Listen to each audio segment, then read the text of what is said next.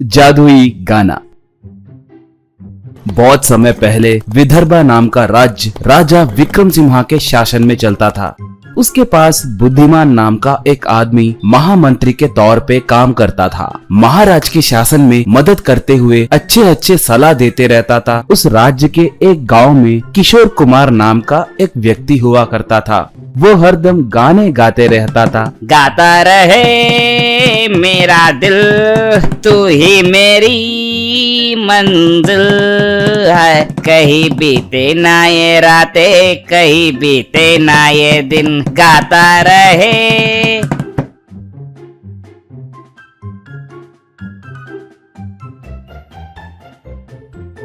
ऐसे वो रोड पे जाते वक्त भी गाता रहता था। वो इतना भयंकर गाता था कि उसके गाते वक्त लोग मारे डर के कान बंद कर देते थे।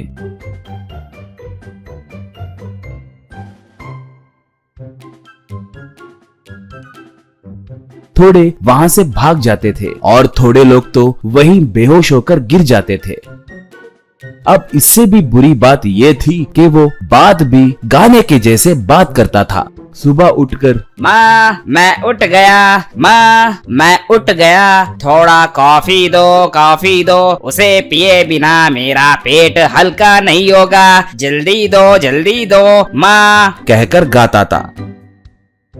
ये सुनकर पिता मनुष्य कहीं के सुबह सुबह गधे के जैसे क्यों गला फाड़ रहे हो, बातें भी गाने के जैसे क्यों गा रहे हो, कहा तो किशोर कुमार, तो फिर आपने मेरा नाम किशोर क्यों रखा? अमिताभ रखे होते तो मैं बड़ा एक्टर बनता था ना। गलती आपकी है ना, फिर भी किसी ना किसी दिन मैं बॉलीवुड में बड़ा सिंगर बनूंगा, कहता था। तो ये देखकर माता पिता सर पीटते थे। एक बार एक आदमी किशोर कुमार के घर आया और भाई क्या किशोर आप ही है? हमारा पड़ोस गांव है, मेरा नाम चौहान है, आपको एक गाने का प्रोग्राम करना है, उसके लिए मैं आपको 10,000 रुपए दूंगा, आओगे? पूछा किशोर कुमार। वाह वाह, मेरे गाने की चर्चा आपके गांव में भी हो रही है क्या? माँ पिताजी देखो मेरा टैलेंट, चलिए चलते हैं, कहा। चौहान उसे पड़ोस गांव में मौजूद उसके खेत को ले गया। वहाँ उसे एक पलंग पे बिठाकर किशोर कुमार जी अब गाना शुरू कीजिए, कहा। किशोर कुमार तब ये क्या जी, स्टेज तो डाले मगर श्रोता कहाँ पर है? कहकर पूछा। चौहान तब श्रोता है जी, मगर वो आपको नहीं दिखेंगे, कचेरी शुरू कीजिए, वो भाग जाएंगे, कहकर अपने कान बंद कर दिया। किशोर कुमार तब ठीक है कहकर चाहूंगा मैं तुझे साँझ सवेरे, फिर भी कभी अब नाम को तेरे आवाज में न दूंगा, आवाज में न दूंगा, चाहूंगा मैं, कहकर जोर से गाने लगा। बस उस खेत में मौजूद सारे खूंखार जानवर मारे डर के वहां से भाग गए। चौहान खुशी से किशोर कुमार को पैसे देकर आहा कितने दिनों से कई तरीकों से उन जानवरों को भगाए तो भी वो बार बार आ रहे थे, आज आपके गाने के वजह से वो भाग गए, फिर इस जन्म में कभी भी नहीं आएंगे, वैसे वही आपके श्रोता है कहा। किशोर कुमार खुशी से पैसे ले लिया। एक बार दुश्मन एक बड़े नाव में विदर्भा राज्य से युद्ध करने नदी के बगल में वार के लिए तैयार खड़े थे।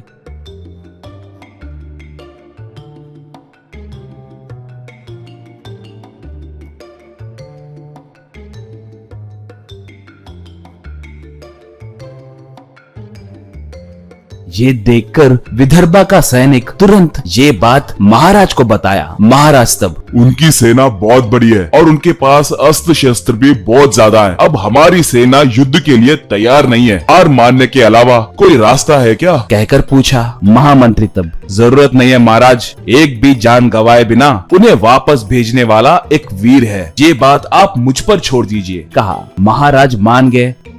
महामंत्री किशोर कुमार के पास आया और भाई मैं इस देश का मंत्री हूँ, तुम्हारे मदद के लिए आया हूँ, कहा। किशोर कुमार तब अरे रे, मुझे आप कैसे नहीं पता, बोलिए, आप जो भी बोलोगे मैं वो करूँगा, कहा। महामंत्री तब तुम्हारे गाने पड़ोस देश में भी बहुत मशहूर है, इसलिए वहाँ के राजा अपने सेना के साथ तुम्हारे गानों को सुनने के लिए आए हैं, तुम्हें उनके पास जाकर गाना गाना होगा, बस, कहा। किशोर कुमार खुशी से ठीक है, कहा।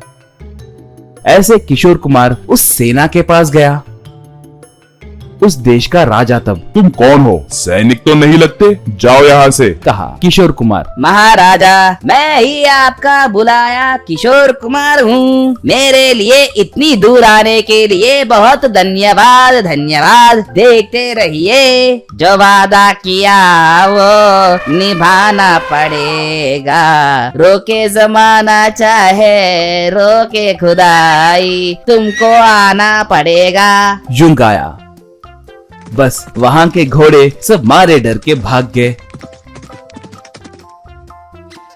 सब अपने कान बंद करके वहां से नाव में भाग गए।